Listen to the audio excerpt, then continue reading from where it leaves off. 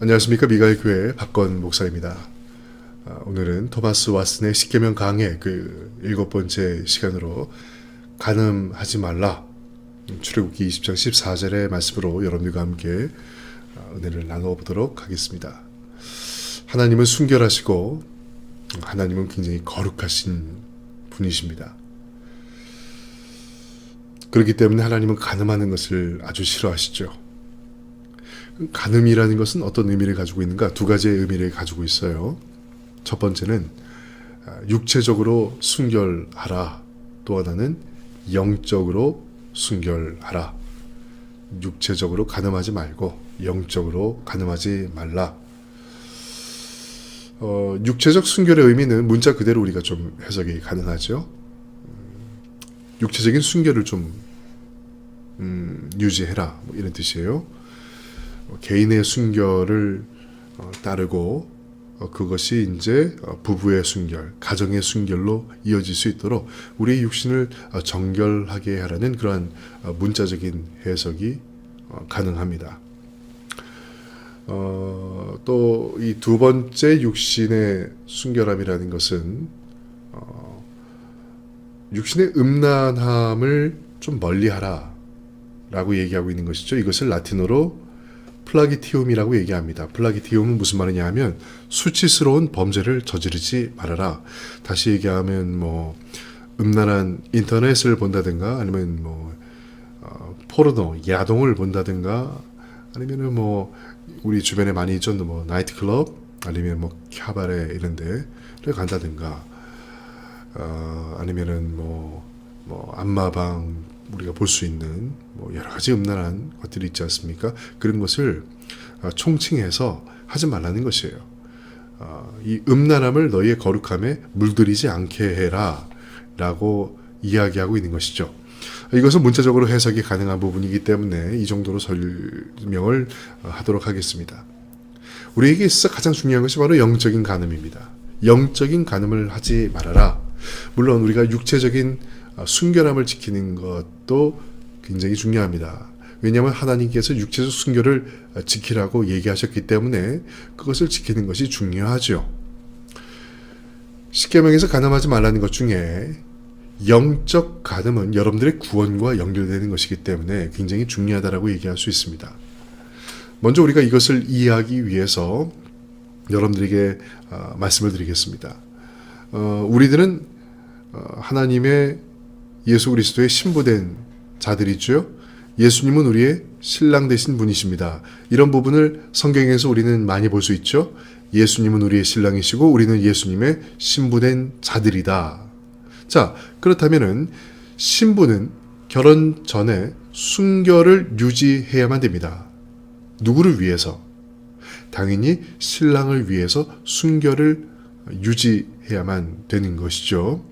자, 그렇다면 신부된 우리가 세상을 바라보고 음녀를 바라보고 바벨론을 신랑 대신 예수 그리스도 대신 우리의 마음속에 둔다면 우리는 무엇을 잃어버린 것일까요? 당연히 영적 순결을 잃어버린 것과 똑같은 것이겠죠. 신부가 순결을 잃어버렸다라는 것이 신랑에게 수치와 모욕이 되겠습니까? 안 되겠습니까? 당연히 되겠죠. 이러한 부분을 성경은 이렇게 표현을 하고 있습니다. 너희가 세상을 따르는 것이 어떤 의미인지 아느냐? 그것은 신랑 되신 그리스도를 모욕하는 행위이고 하나님의 율법의 법을 너희의 발 아래 두고 짓밟고 있는 것과 같은 것이다 라고 표현을 하고 있습니다. 하나님의 자녀가 그리스도의 신부가 세상을 따라 사는 것은 하나님을 모욕하는 것과 똑같다라고 이야기하고 있는 것이죠. 이것이 바로 영적인 간음이다 라고 성경은 우리에게 가르치고 있습니다.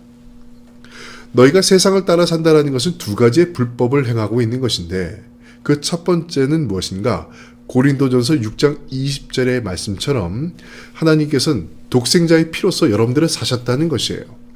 여러분들의 값을 주고 여러분들을 사셨다는 것이죠. 그렇다면 여러분들은 누구의 소유가 되는 것입니까?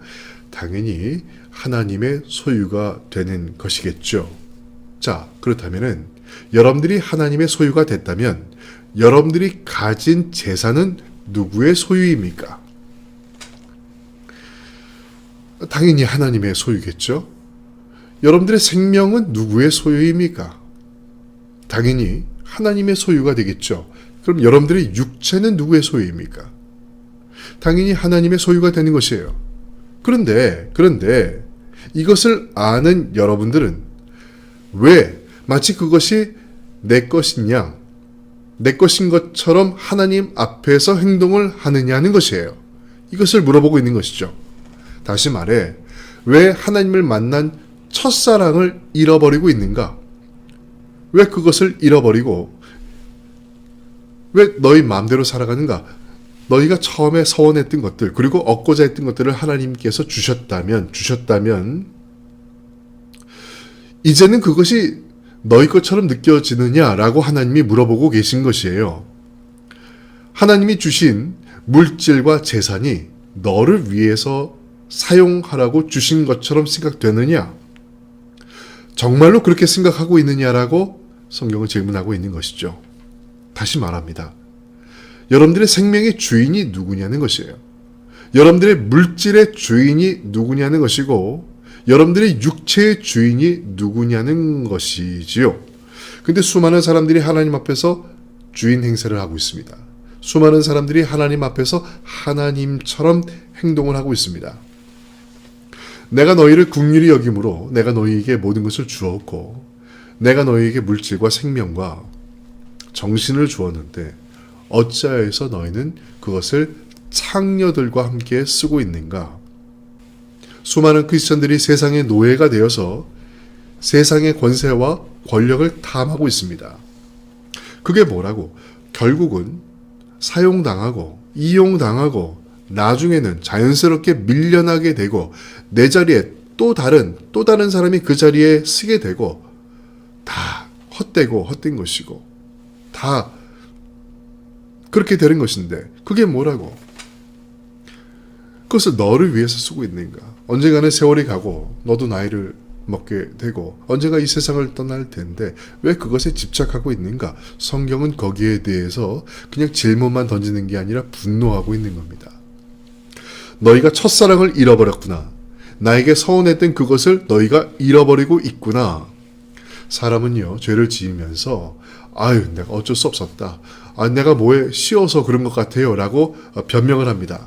하지만 죄라는 것은 세 가지의 단계를 거칩니다. 첫 번째는 죄를 도모하는 것이고 두 번째는 그 죄를 스스로 승인하게 되는 것이고 세 번째는 승인한 죄를 행동으로 옮기게 되는 것. 이것이 간음의 3단계라고 이야기하고 있어요. 이 말은 인간은 우연하게 죄를 짓는 그런 아주 순진한 존재가 아니라 스스로 죄를 계획해서 저지르게 되는 존재라는 것입니다. 이것이 로마서에서 줄기차게 이야기하고 있는 인간의 모습이라는 것이죠. 인간은 의롭지 않다는 것이에요. 순진하지 않다는 것이에요. 이것이 로마서에서 우리에게 얘기하고 있는 것이죠. 그래서 세상의 권세를 탐하고 세상의 권력자들과 함께하고 싶고 겉으로는 화려하고 그런 것들을 추구한다는 것이죠. 하지만 세상에서 추구하는 간음이라는 것은 하나님의 백성을 천박하게 만드는 행동이고 행위라는 것입니다. 이번에 제가 알고 있는 제가 사랑하는 한 동기가 신학교 동기가 교단을 옮기게 됐어요.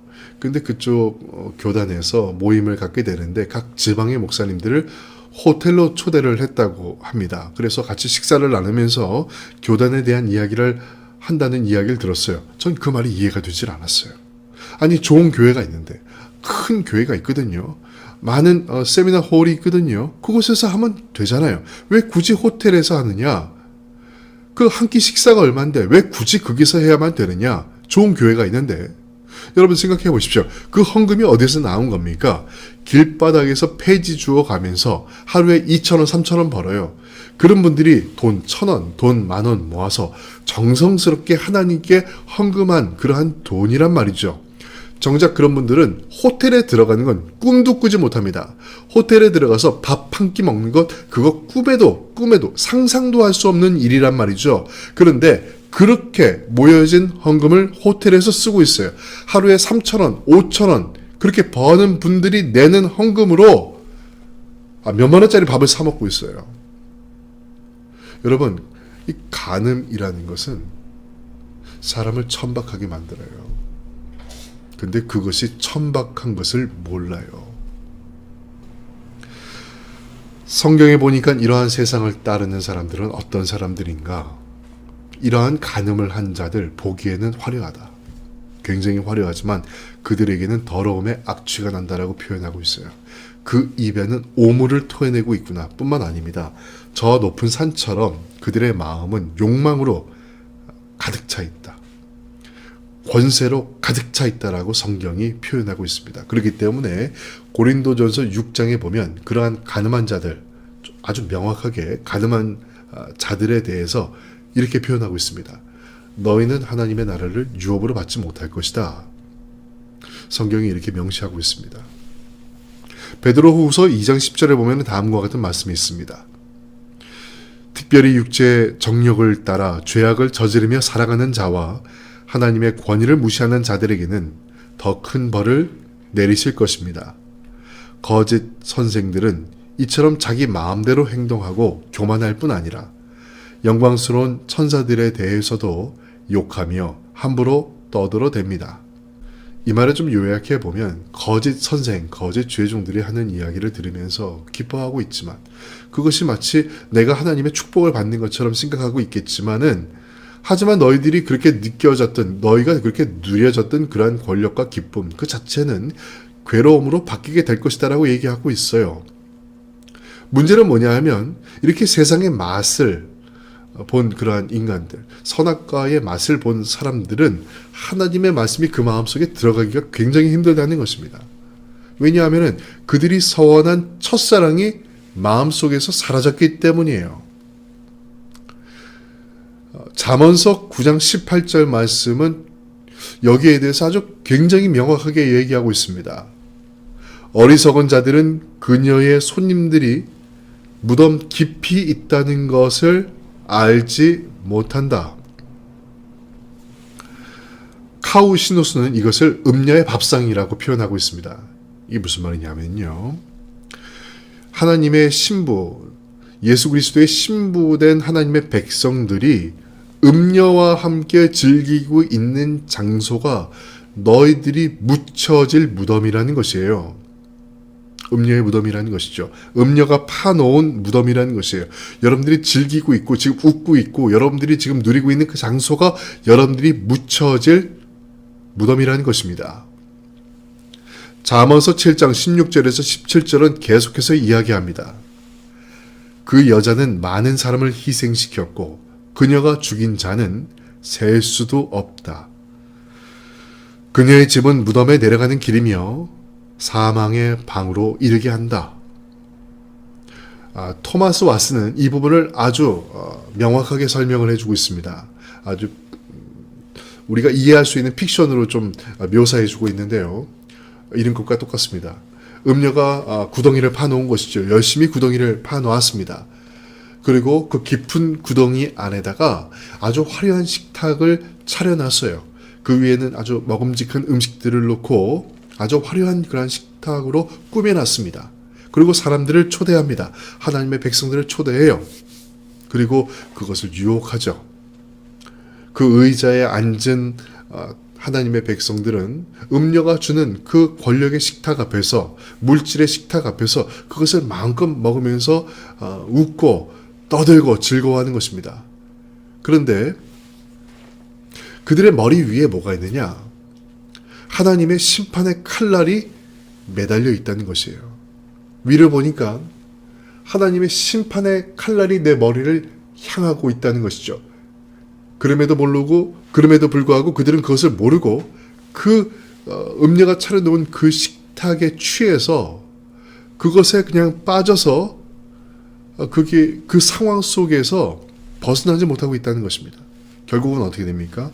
하나님의 심판의 칼날이 그들을 죽이게 되고 그들은 그 음녀가 차려놓은 그 식탁 가운데서 모두가 죽게 되는 것이죠.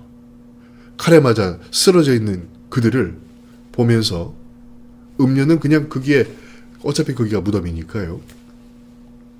그들을 그냥 묻어버리는 것입니다. 그 자리에 식탁 그 자체, 그 화려한 그 자체, 그들의 시체 위에 흙을 뿌려서 그냥 묻어버리는 것이에요. 그들의 무덤이 되는 것이죠. 잠언서 7장 16절에서 17절이 그런 의미입니다. 그 여자는 많은 사람을 희생시켰다. 그가 차려놓은 식탁에서 수많은 사람들이 죽었고 묻히게 됐다는 것이에요. 그가 죽인 자는 셀 수도 없다. 그녀의 집은 무덤으로 내려가는 길이며 사망의 방으로 이어진다라는 뜻이 이런 것입니다. 굉장히 무서운 이야기죠. 생각해 보십시오. 여러분들은 그것을 믿음이라고 얘기하고 있고 그것이 하나님의 축복이라고 얘기하고 있지만 어쩌면은 음녀가 차려놓은 그 식탁 위에 앉아서 즐기고 있고 또한 그 가운데서 그 모든 것들을 누리고 있지만 여러분들의 머리 위에는 하나님의 심판의 칼날이 향하고 있다라는 것. 그리고 그 자리가 여러분들이 묻힐 무덤이라는 것. 여러분들이 죽었을 때 음녀는 그 자리에서 자연스럽게 일어나서 여러분들을 파묻을 것이라는 것입니다. 자, 그렇다면 이제 어떻게 해야만 될까요? 성경은 여기에 대해서 명확하게 묘사를 하고 있고 이 상황에 대해서 분명하게 얘기하고 있습니다. 그리스도의 신부된 여러분들이 세상에 빠져서 간음하고 있다면 세상 안에서 간음하고 있다면 여러분들은 어떻게 해야만 되는가? 여기에 대해서 성경은 이렇게 얘기하고 있습니다. 음녀와 동석하지 말라는 것이에요. 같은 자리에 앉지 말라는 것이죠. 잠언서 5장 8절 말씀에 보니까 그 집 문 앞에도 가지 말라고 얘기하고 있습니다. 전염병에 걸리고 싶지 않다면 전염병이 있는 곳에 안 가면 되는 것이에요. 간단한 것이죠. 특히 지난주에도 이야기했지만 모략을 즐기는 자를 옆에 두면 자기의 이익을 위해서 거짓말로 남을 모략하고 그것에 익숙한 사람들이 내 옆에 있다면 그 피해는 그 자신과 그 자녀에게 갈 것이다 라고 성경은 이야기하고 있습니다. 굉장히 무서운 이야기예요. 아우를 죽인 가인을 생각해 보라는 것이죠. 형제라 하여도 모략의 습관을 고치지 않는다면 그것이 여러분들의 무덤이 될 수가 있습니다. 뿐만 아니라 세상의 권력을 탐하지 말아라. 이것은 성경에 수없이 얘기하고 있죠. 로마서에서 줄기차게 얘기하고 있습니다. 계속 얘기하고 있어요. 세상을 탐하지 말아라. 요한계시록에서도 얘기하고 있죠. 음료를 따라가지 말아라. 바벨론을 따라가지 말라. 이렇게 계속 이야기하고 있습니다. 세상의 권세를 탐하게 되면 그 피해가 누구한테 가는가? 여러분들 자녀에게 갑니다. 여러분들이 세상을 따라가면 세상의 탐욕에 취해 있으면 결코 여러분들의 자녀는 교회에 나올 수 없습니다. 결코 여러분들의 자녀는 하나님 앞에 나갈 수가 없다는 것이에요. 왜 그걸 모르느냐? 왜 그걸 모르고 있습니까? 이 말은 문제가 여러분들의 자녀에게 있다는 것이 아니라 세상을 탐하는 여러분들에게 있다는 것이에요. 세상 안에서 간음하는 여러분들에게 문제가 있다는 것입니다. 그래서 성경은 예수님께서는 우리에게 너희는 이렇게 기도하라고 말씀하고 계세요. 하나님, 시험에 들게 하지 마옵소서. 우리를 보호하여 주옵소서. 이 말이 무슨 말입니까? 죄에게 기회를 주지 말라는 말이에요. 내가 음란하지 않도록 죄에게 이 세상 옆에 가지 말라는 것이죠. 기회를 주지 말라는 것이에요. 두 번째 방법은 눈을 조심하라고 성경은 얘기하고 있습니다. 베드로후서 2장 14절은 다음과 같이 얘기하고 있습니다. 그들은 여자를 볼 때마다 나쁜 마음을 품으며 그러한 행위를 멈추지 않습니다. 약한 자들을 꾀어 죄의 올가미 가운데 빠뜨리고 자기 욕심만 채우도록 부추깁니다. 하나님께서는 이들을 분명히 벌하실 것입니다. 자, 이 말 자체로도 여러분들이 이해를 할 수 있겠죠. 음료를 보지 말라는 거예요. 욥은요, 자기의 눈앞에 언약의 법을 세웠다라고 욥기서 31장 1절에 말씀하고 있습니다. 그럼 욥이 말한 언약의 법이라는 것은 무엇인가? 하나님을 두려워하는 마음을 욥은 자기의 눈앞에 세우고 있었다는 것입니다. 철학자 데모크리토스는 실제로 자기의 눈을 뽑아버렸습니다. 왜냐하면 헛된 것들로 유혹을 받고 싶지 않았기 때문에 자기의 눈을 뽑아버렸어요. 여러분, 화려한 것에 속지 마십시오. 크고 화려한 것에만 집중하지 마세요. 그것은 생각보다 오래가지 않습니다. 생각보다 오래가지 않아요. 언젠가는 떠나게 되고 언젠가는 자기가 끊임없이 추구하려고 했던 그 자리가 안개와도 같은 것이다 라는 것을 깨닫게 된다는 것이죠.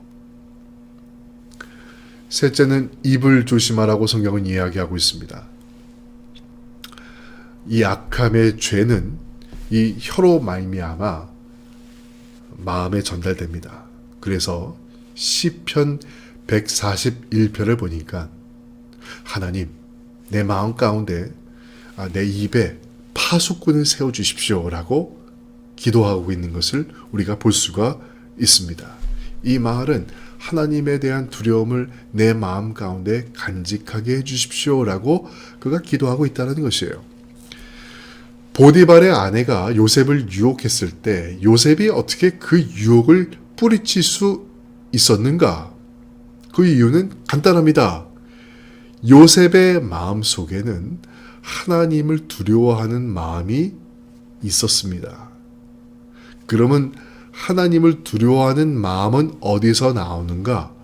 올바른 말씀을 듣는 데서부터 시작합니다. 그래서 올바른 설교를 듣는 것은 여러분들에게 굉장히 중요합니다. 크리소스톰은 이 하나님의 말씀을 듣는 것, 올바른 하나님의 말씀을 듣는 것을 하나님의 정언을 거니는 것, 이렇게 표현을 하고 있습니다. 말씀이라는 것은 그렇게 중요한 것이에요. 하나님의 말씀, 올바른 말씀을 듣는 것은 굉장히 중요합니다. 긍정적인 말씀, 그런 것은 여러분들에게 희망을 줄 수는 있겠으나 여러분들에게 생명을 줄 수는 없어요. 세상 가운데 머물게 하는 그 설교는 여러분들에게 어떤 꿈을 심어줄 수 있고 비전을 심어줄 수 있지만은 여러분들에게 생명을 줄 수는 없다는 것이에요. 올바른 설교 말씀을 듣는 것은 굉장히 중요한 것입니다. 나는 여러분들이 이런 기도를 했으면 좋겠어요. 하나님의 말씀이 나에게 순수한 기쁨이 되게 하소서. 하나님의 말씀이 나에게 순전한 기쁨이 되게 하여 주시옵소서. 그냥 그 말씀만으로도 감사한 것이에요. 그 말씀만으로도 내가 가난하다 해도, 내가 아프다 해도 내 마음 가운데 기쁨이 충만한 것이죠. 하나님을 떠날 수 없을 만큼 내가 그 말씀으로 인해서 내 삶의 행복을 느끼는 것이에요. 첫사랑을 회복하는 것이죠. 처음에 내가 서운했던 것들을 기억하는 것이죠. 말씀을 내 마음 가운데 새기는 것이 왜 중요하느냐? 말씀을 내 마음 가운데 새기게 되면 하나님의 눈이 내가 있는 모든 곳에 있다는 것을 깨닫게 됩니다. 내가 길을 갈 때 저 하늘, 저 태양이 하나님의 눈이라는 것을 깨닫게 됩니다. 저 빛이 또는 어떤 사물이 하나님이 나를 바라보시는 그러한 눈이다라는 것을 깨닫게 된다는 것이죠. 우리가 하나님의 눈에서 자유할 수 없는 그러한 존재임을 깨닫게 될 수 있는 것입니다. 이것은 여러분들에게 부담이 될 수 있는 것이 아니에요. 예레미야서 13장 27절 말씀은 다음과 같이 얘기하고 있습니다. 내가 저지른 끔찍한 일들을 내가 보았다. 내가 간음을 한 것과 음란한 소리를 낸 것과 창녀처럼 사는 것을 내가 보았다. 내가 언덕과 들판에서 행한 역겨운 짓을 다 보았다. 예루살렘아, 너에게 재앙이 이를 것이다. 내가 언제까지 그렇게 더럽게 지내겠느냐? 여러분, 하나님의 눈이 있다는 것을 알면 내 자신이 얼마나 이 추악한 세상에 매여서 살았는지를 깨닫게 된다는 것입니다. 그런데요, 참 안타까운 부분이 있습니다. 그건 뭐냐 하면 이미 세상의 맛을 봐버린 사람들, 이 권력이라는 것이 얼마나 희열을 주는가, 그리고 이미 그 물질의 맛을 본 사람들, 그런 사람들이 간음죄에서 헤어나오는 그런 사람들이 아주 극히 드물다는 것입니다. 성경이 얘기하고 있다는 것이죠. 세상의 권력을 맛본 사람들, 세상의 물질이 주는 쾌락을 또는 물질이 주는 즐거움을 맛본 사람들은 회복되기가 좀처럼 힘들고 드물다는 것입니다. 전도서 7장 26절은 다음과 같이 말씀하고 있습니다. 내가 깨우친 것은 마음이 함정과 금을 갖고 그 손이 사슬과 같은 여인은 죽음보다 무섭다는 것이다. 하나님을 기쁘시게 하는 사람은 그 여인을 피하나 죄인은 그녀의 함정에 걸리고 만다. 이 말이 무슨 말이냐면 세상의 즐거움을 경험한 사람들은 첫사랑, 하나님께 드린 그 첫사랑과 내가 하나님께 서운한 것을 잃어버리게 되는데 그리고 위에만 보고 살아가게 되는데 성경은 그것이 죽음보다 두려운 행동이라는 것이에요. 죽음보다 무서운 행동을 지금 하고 있구나. 왜냐? 죄인은 그 음녀가 파놓은 그 함정에 걸리고 만다는 것입니다. 거기서 헤어나오기가 굉장히 어렵다는 것이에요. 잠언서 2장 18절과 19절은 계속해서 이야기합니다. 그녀의 집은 죽음에 이르는 길이며 그녀의 길은 죽은 자들의 영이 있는 곳으로 향한다. 누구든지 그녀에게 가는 사람은 돌이킬 수도 생명의 길에 이를 수도 없다. 음녀가 차려놓은 그 화려함의 밥상이 너무나 깊다는 것이죠. 너무나 좋다는 것입니다. 그것을 버리기가 굉장히 어렵다는 것입니다. 히브리서 13장 4절과 말라기 3장 5절의 말씀도 똑같이 이야기하고 있습니다. 아까 전에 여러분들에게 표현한 것처럼 여러분들의 머리 위에 하나님의 심판의 칼날이 있다는 것이에요. 근데 그것을 모르고 있다는 것이죠. 만약에 여러분들이 그 자리에서 하나님의 그 시퍼런 칼날이 여러분들의 머리 위에 있다는 것을 보게 된다면 음녀가 차려놓은 그 밥상이 아무리 화려하다 해도 여러분들이 거기에 앉아있을 용기가 생겨나겠습니까? 말이라도 한마디 할 수 있겠어요? 그 두려움에? 아니요, 말할 수 없겠죠.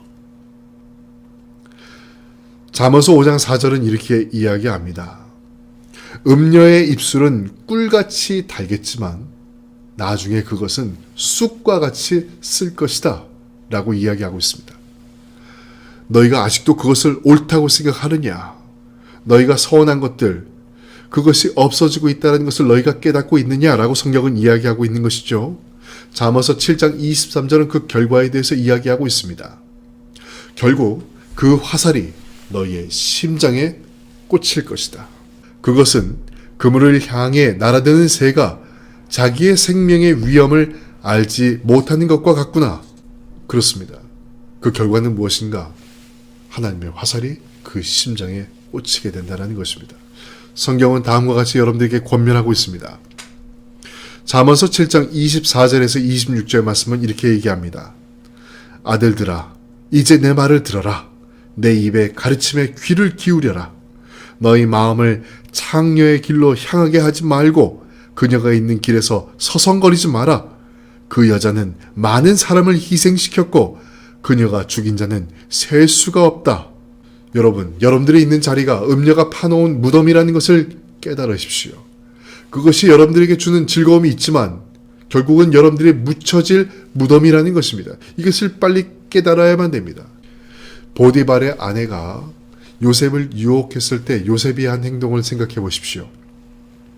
요셉은 자기의 겉옷을 벗어버리고 거기에서 도망치고 말았습니다. 바른 것이 아니라면 그 자리에서 벗어나십시오. 벗어나야만 됩니다. 그래야지만 여러분들이 살 수가 있습니다. 그리고 그리스도의 신부로서 영적인 순결함을 회복하십시오. 그러기 위해선 순결한 하나님의 말씀을 여러분들의 마음 가운데 들어야만 됩니다. 그 하나님의 말씀이라는 것은 무엇입니까? 예수께서 말한 그 보혈의 말씀입니다. 예수 그리스도의 십자가의 보혈이 있는 그 말씀을 내 마음 가운데 새기고 하나님의 말씀을 내 마음속에 두려움으로 삼고 내 주변에 하나님의 눈이 있다는 것을 기억하고 내 마음과 내 행동을 성결하게 만드는 것입니다. 순결하게 지켜나가는 것입니다. 나는 시편 기자가 기도한 그 내용을 마지막으로 설교를 마무리할까 합니다. 그는 이렇게 기도했습니다. 하나님, 내 속에 정한 마음을 창조하여 주시옵소서.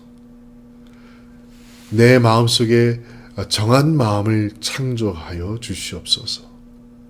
나는 지금이라도 여러분들이 하나님 앞으로 나와서 세상의 음란함과 간음함을 버리고 그리스도께서 우리에게 주시는 순결함을 회복해 나갈 수 있는 여러분들이 되시기를 주님 이름으로 축원드립니다.